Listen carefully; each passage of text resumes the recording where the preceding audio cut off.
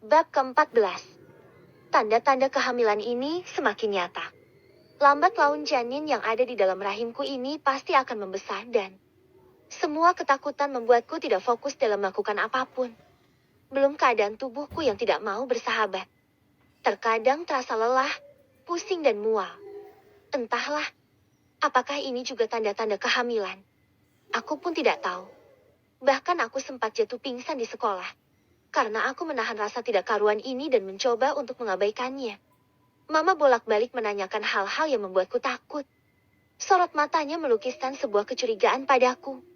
Bahkan Mama rela mengantarkan jemput aku ke sekolah setiap hari.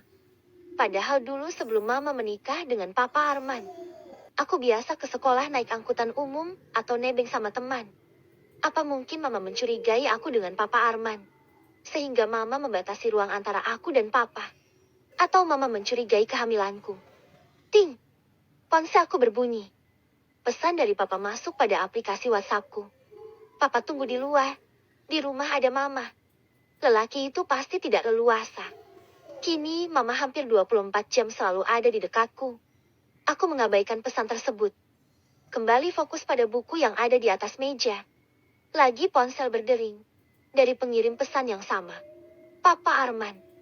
Kalau kamu mau jadi pacar Papa, Papa akan memberikan uang lebih lagi sama kamu. Liv. Tapi Tim jangan sampai Mama tahu. Rasanya aku ingin marah sekali pada laki-laki itu. Tapi jika aku marah, justru yang ada semua orang akan tahu kalau Papa dan aku ada main di belakang. Dan Mama, hanya ada wanita itu yang aku pikirkan. Apa jadiannya Mama jika tahu suaminya sudah menodai anaknya sendiri? Dan bagaimana kehidupanku dan Mama jika aku mengatakan semua lelakuan Papa Arman pada Mama? Apakah Mama akan berpisah dengan Papa Arman dan kami akan kembali hidup susah seperti dulu? Entahlah. Aku mengusap perutku yang sedikit menyembul. Aku tidak tahu berapa usia janinku saat ini. Tapi aku harus tetap meminta pertanggungjawaban dari Axel. Tidak peduli sekalipun dia adalah anak dari donatur terbesar sekolah tempatku belajar. Selepas pulang sekolah, aku sengaja menunggu keadaan sekolah sepi. Aku memerhatikan dari ambang pintu kelasku. Kebetulan kelasku dan kelas Axel berseberangan. Axel baru keluar dari kelasnya. Ia juga sedang memperhatikanku. Tatapan matanya sama sekali tidak bersahabat ke arahku. Ada apa? Ucapnya ketus saat aku tiba di hadapannya. Kuberanikan berkata.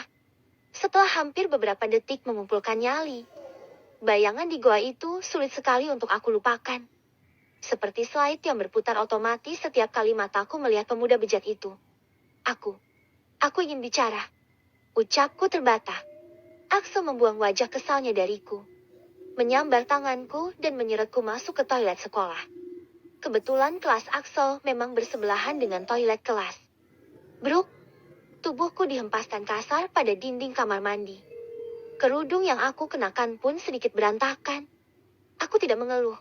Kutahan bibirku agar tidak bersuara. Meskipun bahuku rasanya sakit sekali karena terbentur dinding. Berapa kali aku bilang, jangan dekat-dekat denganku saat di sekolah. Axel memekik dengan wajah kesal. Aku nggak mau Yeslin tahu. Kedua mata Axel membola. Rahang kokoh laki berambut sedikit gondrong itu mengeras. Yeslin, dia adalah kekasih Axel. Gadis yang sudah tidur dengan laki-laki lain di belakang Axel. Entah apa yang ada di dalam kepala Axel. Mengapa ia masih menerima Yeslin sebagai kekasihnya? Apakah itu yang dinamakan cinta? Apakah mungkin Mama juga akan melakukan hal yang sama jika mengetahui apa yang sudah Papa Arman lakukan padaku? Aku tersenyum sinis dalam hati. Bisa-bisanya aku terpikirkan tentang kelakuan bejat Papa tiriku itu di saat seperti ini. Mataku memanas. Baru saja beberapa kalimat terlintas di dalam kepalaku. Gerombolan air mata sudah memenuhi pelupuk mata. Malah nangis lagi. Protes Axel kesal.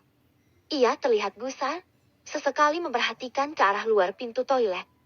Takut jika tiba-tiba ada Yeslin atau orang mengetahui keberadaan kami pastinya. Sel, kita harus bicara. Akhirnya aku membuka suara. Setelah cukup lama mengumpulkan keberanian dan kekuatan dalam diam. Ya ngomong aja. Dari tadi pengen ngomong. Tapi nggak ngomong-ngomong. Omel Axel. Aku menatap lekat wajah Axel yang terlihat gusar. Meskipun ada perasaan tidak nyaman, Aku berusaha untuk menatap wajah laki-laki yang sudah menodaiku. Merenggut satu-satunya yang kumiliki. Aku hamil. Sel. Bersamaan dengan ucapanku, air mataku berjatuhan. Rasa takut membuat dadaku teramat sesak. Hatiku remuk seremuk-remuknya. Wajah gusar Axel sejak tadi mendadak berubah pias. Wajahnya tercekat untuk beberapa saat. Pasti Axel juga tidak percaya jika satu kali kesalahannya akan membuahkan hasil yang akan membawanya pada kehancuran. Kakakmu hamil. Axel mempertegas pernyataanku. Seolah tidak percaya dengan kalimat yang beberapa detik lalu aku sampaikan. Axel menggelengkan kepalanya. Bibirnya mengulas senyuman tipis. Tidak. Tidak mungkin kamu hamil. Ada gurat cemas pada wajah Axel saat lelaki itu berbicara. Kita hanya melakukannya sekali. Olivia. Axel menunjukkan sikap denialnya. Penuh emosi dan amarah yang sedang coba ia tahan. Aku tertunduk dan menangis. Gerombolan air mata ini tidak dapat aku tahan. Rasanya aku tidak sanggup menghadapi semua ini sendirian. Sesaat kemudian ku dengar tawa Axel. Suaranya memantul pada dinding toilet. Refleks aku mengangkat wajahku. Ah, aku tahu. Pasti ini hanya akal-akalan kamu saja, kan? Kamu sengaja mengakui kalau anak itu adalah anakku. Pahala kamu hamil sama orang lain. Tuduh Axel berusaha mengelak. Jari telunjuknya terulur ke arah perutku yang mulai menyembul. Susah payah aku menyembunyikan perubahan ini dari semua orang. Dengan menggunakan pakaian yang besar agar tidak ketara oleh orang lain. Tidak, Axel. Tidak. Aku hamil anak kamu. Aku terisak dan berusaha meyakinkan. Tak. Tak. Tak. Terdengar suara derap langkah kaki yang menggema. Seketika aku dan Axel terdiam. Cepat aku mengusap air mata yang membanjiri pipi ini. Sebelum ada orang yang datang dan menemukan kami. Pokoknya aku tidak mau bertanggung jawab. Olivia, itu bukan anakku. Axel memicing menatap pada perutku yang tertutup seragam. Menjatuhkan tatapan akhirnya pada wajahnya. Kamu tahu kan siapa aku? Aku bisa melakukan apapun di sekolah ini. Termasuk mencabut beasiswa kamu dan mengeluarkan kamu dari sekolah ini. Ancam Axel sebelum kami keluar dari dalam toilet. Mama, aku terkejut mendapati Mama berlari dari ujung lorong kelas saat aku keluar dari toilet. Rupanya tadi adalah suara langkah kaki Mama. Kembali aku harus menyimpan rahasia ini sendirian. Axel bersikuku untuk menolak bertanggung jawab atas kehamilanku. Dia mengancam akan mengeluarkan aku dari sekolah jika sampai menyeret namanya atas kehamilanku ini. Kenapa bisa? Tentu saja bisa. Sejak awal sudah kuceritakan jika orang tua Axel memiliki kuasa yang besar di sekolah ini. Hidupku terasa hancur berkeping-keping. Tidak ada lagi harapan. Impian yang selama ini telah kurajut sirna bersama mendung yang datang berduyun-duyun di langitku. Apa yang harus kulakukan dengan bayi ini? Pada siapa aku berbagi cerita pilu ini? Aku hanya mampu membatin, tak berani bercerita pada siapapun. Tapi sampai kapan aku akan menyimpannya? Pertanyaan itu memenuhi isi kepalaku. Apakah sampai bayi ini lahir?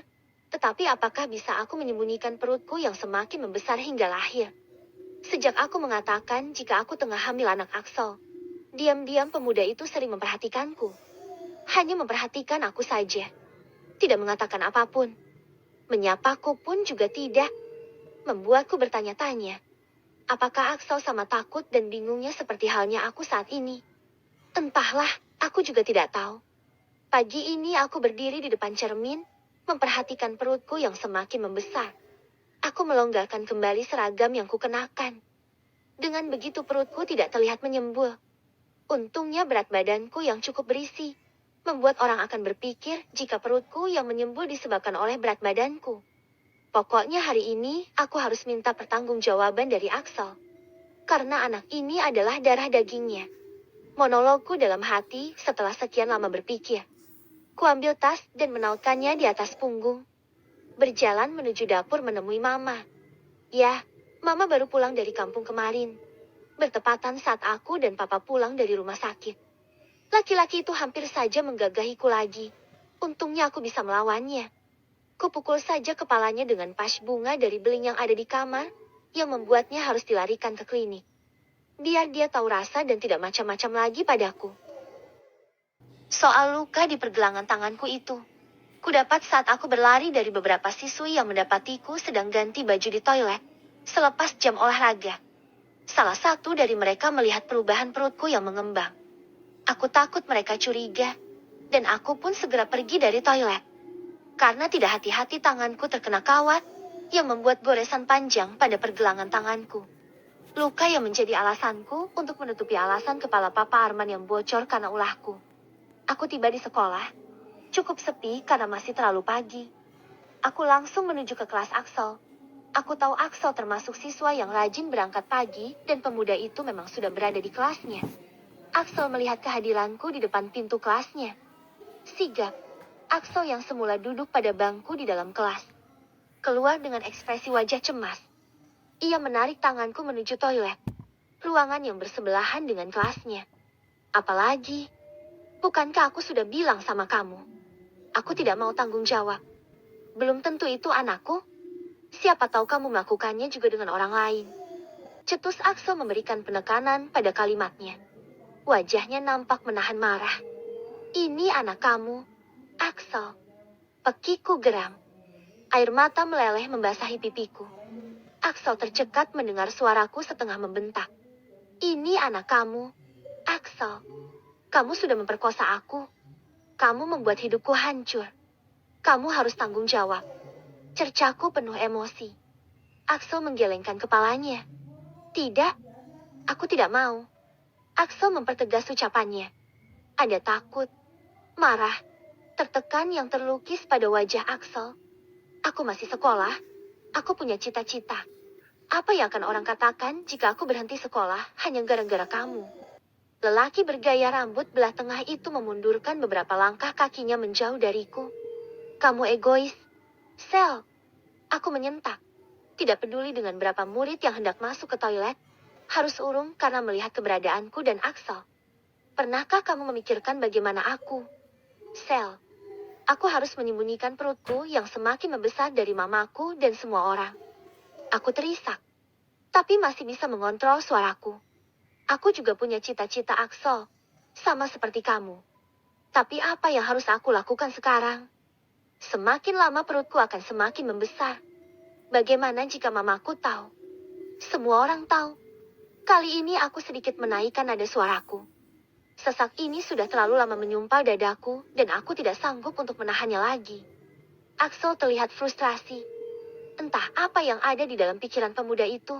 Aku juga tidak tahu. Ia membuang tatapannya dariku dengan ekspresi wajah yang sulit untuk kuartikan. Gugurkan saja bayi itu. Jadi aku dan kamu masih bisa tetap bersekolah. Kalimat itu seperti petir yang menyambar di langit gelapku dan semakin menambah pekatnya mendung. Digugurkan. Lirihku. Mendadak aku tidak bisa berpikir apapun. Hanya kalimat itu yang mendengung keras. Aku tidak mengiyakan ucapan Axel. Tetapi juga tidak menolaknya. Aku tidak tahu harus memberikan jawaban apa. Aku butuh waktu untuk berpikir. Butuh waktu untuk mencerna semuanya.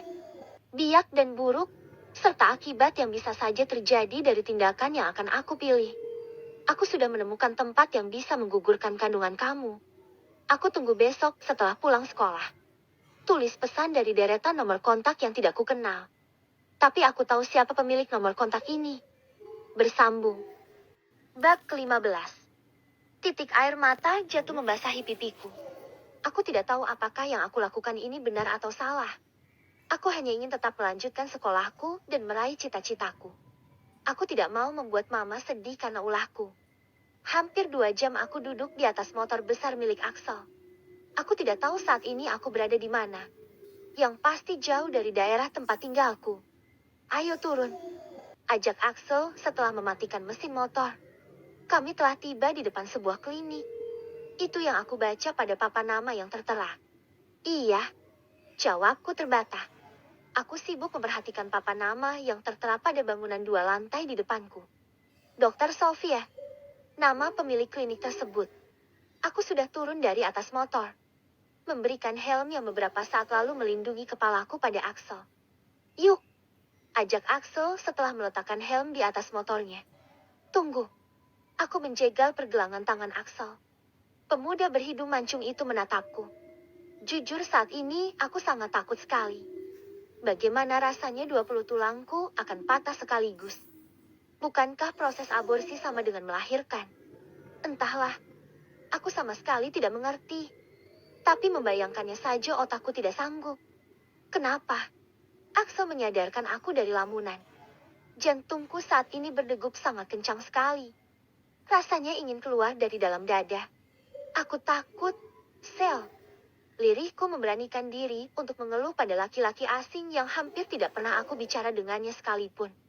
Axel berdecak, menarik kasar pergelangan tangannya dari genggamanku. Sudah kamu tenang saja. Pacarnya temanku ada kok yang aborsi di sini. Buktinya sekarang dia juga masih bisa tetap kuliah dan baik-baik saja. Axel terlihat sedikit kesal. Mungkin takut jika aku mengurungkan niatku. Apa ya? Hatiku bertanya-tanya. Semudah yang Axel katakan. Memangnya tidak sakit. Axel memutar tubuhnya sempurna ke arahku. Kamu tenang saja. Ini bukan klinik abal-abal.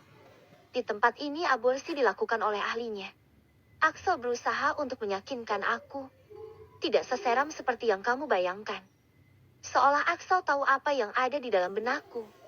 Tapi Sel, aku menggigit bibir bawahku ragu. Entahlah, aku tidak bisa melukiskan perasaanku saat ini. Axel menyentuh kedua bahuku. Menatap lekat pada netraku yang tidak tenang. Kamu tidak inginkan. Gara-gara bayi ini semua impian kamu hancur. Ucap Axel. Aku bergeming beberapa detik. Impian-impianku seperti terputar kembali dalam benakku. Iya, aku harus mengejar impianku. Aku tidak boleh berhenti. Hanya gara-gara bayi ini. Kamu harus melakukannya. Liv, demi masa depan kamu. Axel menggenggam erat kedua bahuku. Menatapku dalam. Mengalirkan semangat untukku terus maju dan menepi semua keraguan yang menyelinap. Berapapun akan kubuyar asal bayi itu tidak lahir ke dunia.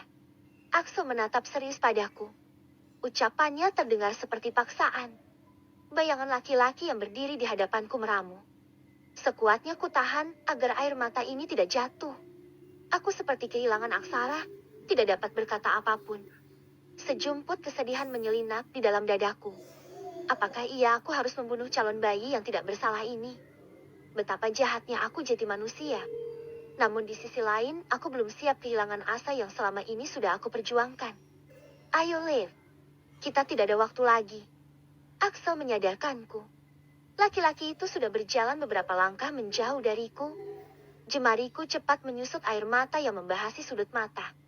Sebelum langkahku menyusul Axel, aku tiba di dalam ruangan berudara dingin. Sedingin tubuhku saat ini. Wanita berseragam putih itu menatapku sesaat lalu membuang nafas kasar. Entahlah, aku tidak tahu apa yang sedang ada di dalam pikirannya. Saya temannya Ruby, Dok. Axel menjelaskan. Mungkin Ruby adalah teman Axel yang memberitahu tempat ini. Dokter wanita itu menganggukkan kepalanya. Tandai mengerti. Sesekali melemparkan senyuman kepadaku. Masih muda sekali. Berapa usia kamu? Tanyanya padaku, karena tatapan matanya tertuju ke arahku. Tanganku saling meremas kuat pada ujung rok yang aku kenakan. Sejak aku masuk ke dalam ruangan ini, jantungku berdetak tidak tenang. Sudah seperti akan menghadap malaikat maut saja. Sesaat aku menatap pada Axel yang juga sedang menatap ke arahku. Sebelum akhirnya aku menjawab. Dia 18 tahun, Dok. Lirih sekali aku menjawab. Tidak tahu apakah dokter yang duduk di seberang meja itu mendengarkan aku atau tidak. Ia hanya menganggukkan kepalanya, seraya tersenyum tipis. Kamu sudah tahu risiko dari aborsi dan biaya. Dokter Sofia menatap padaku dan Axel secara bergantian. Sudah dok, saya sudah menyiapkan biayanya. Axel menjawab mantap. Tentu saja, karena dia yang memiliki ide konyol ini. Kalau resikonya, wanita beralis tebal itu menaikkan kedua alisnya. Hening. Aku dan Axel sama-sama saling terdiam. Wanita berseragam putih itu tersenyum ramah. Mbak Olive, kalau boleh tahu sudah berapa bulan kandungan Anda? Deh, darahku seperti berhenti mengalir. Menghentikan detak jantungku untuk sesaat. Berapa bulan? Aku mana tahu. Aku mana paham hal-hal seperti ini. Mungkin sekitar 3 bulanan, Dok. Celetuk Axel karena aku tidak segera menjawab. Aku menatap tegang pada laki-laki yang duduk di sampingku. Tatapan yang melukiskan tanya, kok 3 bulan? Bagaimana cara menghitungnya? Dokter itu tertawa kecil mendengar jawaban Axel. Lalu mengalihkan tatapannya padaku. Tangannya memegang sesuatu yang baru pertama kali kulihat. Apakah Mbak Olive ingat kapan terakhir datang bulan? Tanggal berapa? Dokter itu memperhatikan benda yang ada di tangannya. Lalu menjatuhkan tatapan akhir padaku. Aku menggeleng lembut. Seingat saya sudah 3 bulan, dok. Tapi tanggal pastinya saya sudah lupa.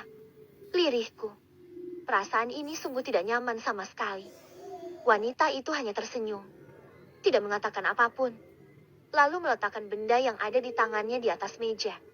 Helaan nafas panjang terdengar dari wanita yang duduk di seberang meja. Lalu bangkit berdiri dari bangku. Mari ikut dengan saya, ajaknya. Kegugupan dan ketakutan bercampur menjadi satu memenuhi dadaku. Aku menatap Axel dengan raut cemas. Begitu juga dengan wajah Axel yang melukiskan ketegangan. Kamu tenang saja, tidak akan apa-apa. Semua akan baik-baik saja dan kita bisa sekolah lagi. Tuturnya padaku. Rasanya aku ingin menangis dalam pelukan Mama. Aku takut sekali. Ma, dok, boleh nggak ditemani? Aku menggantung kalimatku sesaat. Bingung harus menyebut Axel dengan sebutan apa.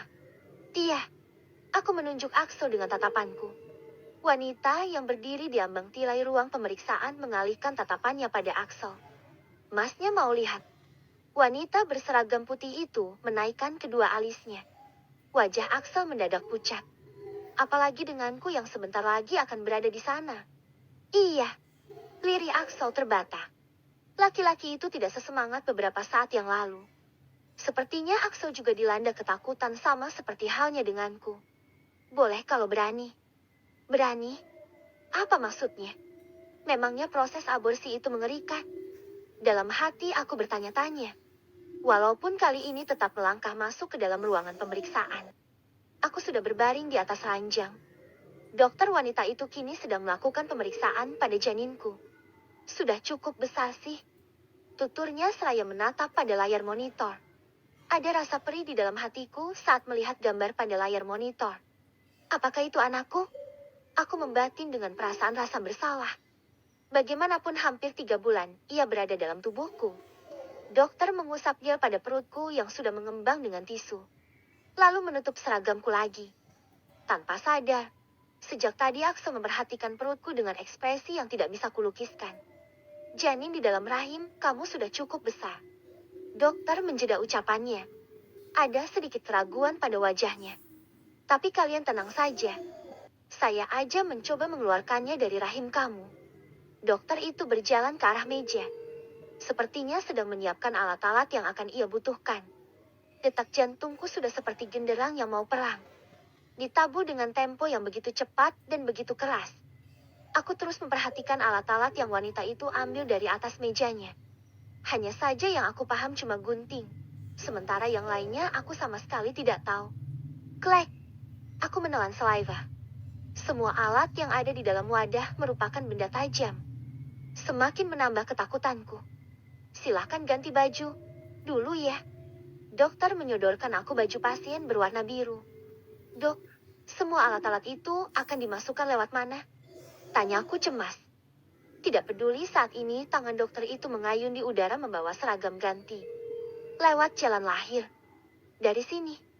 Aku memekik, menunjuk pada bagian bawah perutku. Iya. Dokter itu menjawab dengan santai. Astagfirullahaladzim. Aku beristighfar. Menatap semua benda tajam yang ada di depan mataku. Tidak bisa kubayangkan bagaimana rasa sakitnya. Nanti. Dimasukin punya Axel aja sakitnya sampai berhari-hari dan sekarang. Tidak akan sakit kok. Ya, kalau sakit cuma sedikit. Apa? Sedikit? Aku setengah menyentak. Mataku membulat penuh. Kenapa? Dokter itu sampai terheran-heran melihat ekspresi wajahku. Sedikit dia bilang.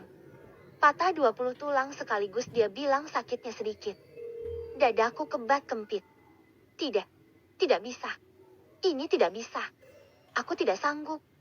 Bagaimana jika aku mati dan Bergegas aku turun dari atas ranjang. Liv, kenapa? Axel menahan bahuku. Wajahnya bingung. Aku nggak mau. Aku nggak mau. Sel. Aku melesat cepat dari ruangan berdinding serba putih itu. Seperti melihat sosok hantu, aku semakin mempercepat langkah kakiku berlari. Tidak perlu jika Axel terus meneriaki namaku. Seperti seorang yang sedang mengejar maling. Olive, tunggu. Aku tidak peduli. Terus berlari menyusuri jalanan trotoar yang membentang. Yang ada di dalam kepalaku adalah, aku harus pergi dari klinik itu. Yang jauh, jauh, jauh. Tubuhku kepayahan. Entah sudah berapa lama aku berlari. Sepertinya sudah jauh. Aku tidak lagi mendengar suara Axel memandangi namaku. Terus aku ada di mana ini? Aku membatin bingung. Sedikit menyesal karena kabur dan sekarang justru tersesat tidak tahu entah di mana. Kerongkonganku serasa mengering. Nafasku terengah-engah. Aku melihat ada kedai di seberang jalanan. Aku akan coba tanya pada pemilik kedai itu sekalian membeli air mineral. Aku akan kembali pulang naik angkutan umum saja. Aku menyeberang jalan. Tetapi sebuah mobil tiba-tiba. Awas! Suara orang-orang berteriak padaku. Dan, decit-cit. Suara rem mobil itu menggema masuk dalam indera pendengaranku. Cukup lama aku tidak berani membuka mata. Tapi aku tidak merasakan sakit apapun pada tubuhku. Apakah aku sudah mati? Oh, Olivia. Suara itu. Aku terperanjat. Bukankah itu adalah suara Papa Arman? Batinku berkata seperti itu. Aku hafal betul dengan suara bando tua itu. Perlahan kubuka kedua mataku. Saat aku merasa sebuah tangan besar menyentuh bahuku membantuku bangkit berdiri. Oh, Olivia. Apa yang kamu lakukan di sini? Benar. Laki-laki yang hampir menabrakku tadi adalah Papa Arman. Bagaimana ini? Bersambung. Bab ke-16. POV Sarah. Waktu sudah menuju pukul 11 malam. Tapi Olivia juga belum kembali ke rumah. Kemana aku harus mencari keberadaan putriku? Di kota ini aku hanya hidup sebatang kara. Hatiku dibuat tidak karuan hanya karena memikirkan Olivia. Anak gadisku yang telah beranjak dewasa hilang selepas pulang sekolah. Aku sudah mencari-cari, tapi tetap tidak menemukannya. Aku berdecik kesal. Sejak tadi aku berusaha menghubungi nomor Mas Arman. Tapi nomor laki-laki itu sama sekali tidak bisa dihubungi. Semenjak laki-laki itu pergi meninggalkan rumah tadi pagi. Apa jangan-jangan hilangnya Olivia ada sangkut pautnya dengan kepergian Mas Arman? Mereka berkencan di belakangku atau... Tante? Arvin tergeragap saat tiba-tiba aku setengah berteriak. Aku sudah tidak tahan dengan tekanan ini. Pemuda tampan itu menatapku cemas. Bangkit dari bangku tempat duduknya dan berjalan menghampiriku. Jangan tanya bagaimana perasaanku saat ini. Bahkan diriku sendiri pun tidak bisa melukisnya. Takut, sedih, khawatir. Semua bercampur menjadi satu. Minum dulu, Tante. Arvin menyodorkan segelas air putih yang sejak tadi berada di atas meja padaku. Memang Arvin bukanlah siapa-siapa. Tapi, saat mendengar Olivia hilang, Arvin ikuti sibuk mencari keberadaan putriku. Ia menelepon semua teman-temannya untuk mencari keberadaan Olive. Walaupun semuanya nihil, Olivia tidak ada dimanapun. Mereka semua tidak ada yang tahu di mana keberadaan Olivia. Aku meneguk segelas air putih pemberian Arvin hingga tersisa setengah. Tatapan Arvin tidak berkedip sedikit pun dariku. Seolah menanyakan apakah aku baik-baik saja. Wajar, aku hanya sendiri menghadapi ini semua. Siapapun yang melihatku pasti akan ikuti simpati. Arvin, kita lapor ke polisi sekarang. Yuk, Tante khawatir. Lirihku lemah. Serasa ada yang menekan dadaku teramat berat sekali dan tidak bisa ditahan lagi. Pemuda yang membukukan tubuhnya di depanku untuk mensejajarkan diri itu membuang nafas panjang. Percuma, Tante. Tadi kan polisi sudah bilang. Mereka akan menerima laporan kita setelah 1 kali 24 jam dari saat pertama kali Olive dinyatakan hilang. Bahuku merosot. Kuhempaskan tubuhku pada sandaran bangku. Ya, tadi sore selepas dari rumah Arvin aku memang sudah lapor ke kantor polisi. Tetapi jawab mereka seperti itu. Kami harus menunggu 24 jam dulu. Siapa tahu Olivia akan kembali. Jika belum kembali, barulah kami boleh melapor lagi. Tak, tak, tak. Detik jam dinding berdetak cepat. Waktu berjalan seolah melambat dan kini aku seperti berjalan di antara duri-duri yang beramat sakit sekali. Aku ingin segera berlari atau berharap jika semua ini hanyalah mimpi. Tante istirahat dulu. Biar Arvin yang menunggu Olive. Siapa tahu nanti Olive kembali. Celetuk Arvin mengkhawatirkan aku. Aku menggelengkan kepalaku. Bibirku terkunci rapat. Bagaimana bisa aku istirahat? Memejamkan mata sedetik pun aku tidak bisa. Bayangan Olivia senantiasa memenuhi pandangan ini. Sementara hal-hal buruk menari-nari di dalam benakku. Tidak apa-apa, aku di sini saja sampai ada kabar tentang Olive. Lirihku. Arvin membuang nafas berat. Kembali duduk pada tempatnya semula. Terima kasih Arvin, kamu sudah menemani tante. Ucapku pada Arvin. Bagaimanapun aku sudah merepotkan pemuda itu. Sama-sama tante. Suara deru mesin mobil terdengar memasuki halaman rumah. Aku segera bangkit, pasti Mas Arman yang datang. Mobil pikap itu berhenti di depan halaman rumah. Jantungku menanti penuh was-was, karena sepertinya Mas Arman tidak sendirian. Ada seseorang yang duduk di sampingnya. Tapi siapa? Olivia? Aku membatin dengan 1000 tanya. Olivia? Aku memekik. Berlari cepat menghampiri Olivia yang baru saja turun dari atas mobil. Wajahnya lusuh, dengan pakaian sekolah yang masih melekat pada tubuhku. Aku memeluk erat tubuh putriku penuh haru. Sama sekali aku tidak bisa menahan air mata kesedihan ini. Maafkan Olivia. Ma, lirihnya berbisik pada telingaku. Aku melerai pelukan Olivia. Tatapanku beralih pada Mas Arman. Aku butuh penjelasan pada suami baruku itu. Kenapa Olivia bisa bersama kamu? Mas, tatapanku menajam.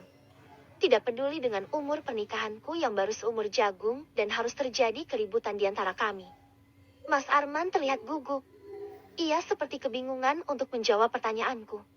Berkali-kali ia mencuri-curi pandang pada Olivia yang berdiri di sampingku.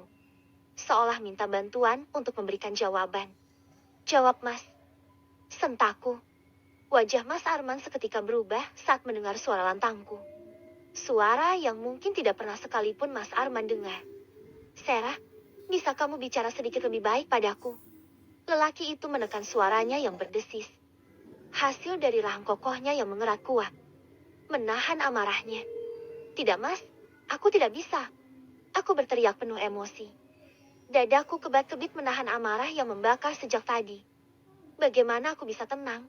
Kalau di satu sisi anakku baru saja pulang dengan laki-laki yang bisa saja melakukan kejahatan kepada Olive. Katakan apa yang sudah kamu lakukan pada Olivia. Mas, mataku memicing. Mengintimidasi Mas Arman. Maksud kamu? Dahi lebar Mas Edem berkerut. Menunjukkan wajah tidak mengerti. Kenapa Olivia bersamaan kamu, Mas? Apa yang sudah kalian lakukan? Kalian baru pulang dari hotel, kan? Cercaku bagaikan anak panah yang melesat tepat pada sasaran. Ma, Olivia memekik di sampingku. Tapi aku tidak peduli. Kemarahan ini seperti kobaran api yang tidak mungkin bisa dipadamkan sebelum mendapatkan jawaban. Maksud kamu apa, Sarah? Kamu menuduhku berkencan dengan Olivia? Bantah Mas Arman. Wajah teduh penuh kasih sayang yang membuatku jatuh cinta, menegang. Menunjukkan urat-urat pada pelipisnya. Iya, tentu saja. Tantangku penuh penegasan. Tidak peduli setelah ini akan seperti apa hubunganku dengan Mas Arman. Aku sudah bisa menahan kecurigaanku lagi. Memangnya atas dasar apa kamu menuduhku? Sarah, kamu punya bukti. Punya Mas? Tentu saja aku punya. Jika aku tidak punya bukti, aku tidak akan menuduh kamu. Linangan air mata membanjiri pipiku. Tapi aku sama sekali tidak ingin menangis. Aku marah. Aku kecewa. Aku tersakiti sebagai seorang istri. Untungnya hari menjelang malam. Jetty tidak mungkin ada tetangga yang melihat pertengkaran kami. Walaupun aku menimbulkan sedikit kebisingan. Apa bukti kamu? Sarah. Mas Arman membulatkan matanya. Ma, sudah Ma. Jangan seperti ini. Aku malu. Olive menarik-narik baju bagian lengan yang menempel pada tubuhku. Seraya menangis. Tapi aku sama sekali tidak peduli.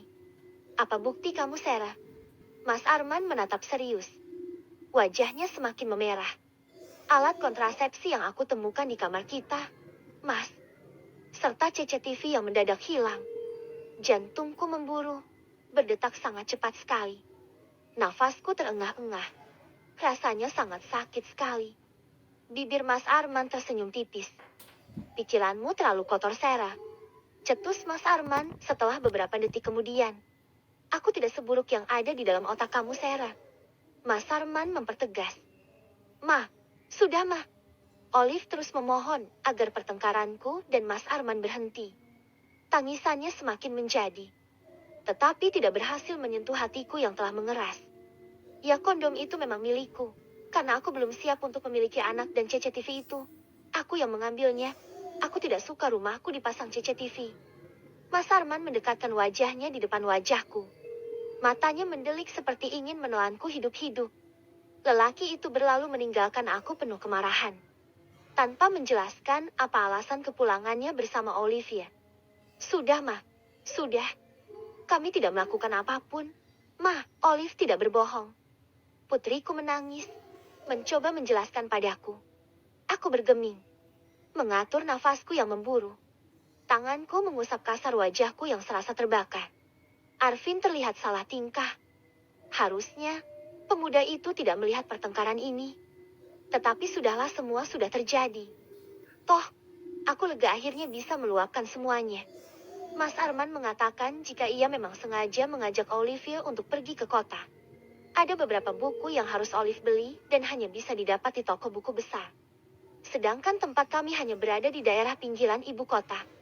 Hampir 1 minggu sikap Mas Arman berubah dingin padaku selepas pertengkaran hebat malam itu. Sekalipun kami tidur di kamar yang sama. Tapi tidak ada sepatah kata pun yang keluar dari bibir lelaki itu. Kami saling diam satu sama lain. Apakah aku sudah keterlaluan? Menuduh Mas Arman berselingkuh dengan putriku sendiri. Aku membatin dengan perasaan tidak karuan. Sejumput rasa bersalah menyelinap di dalam dadaku. Harusnya aku bersyukur memiliki suami seperti Mas Arman yang sudah mau menerimaku apa adanya. Mau menganggap Olivia seperti putrinya sendiri.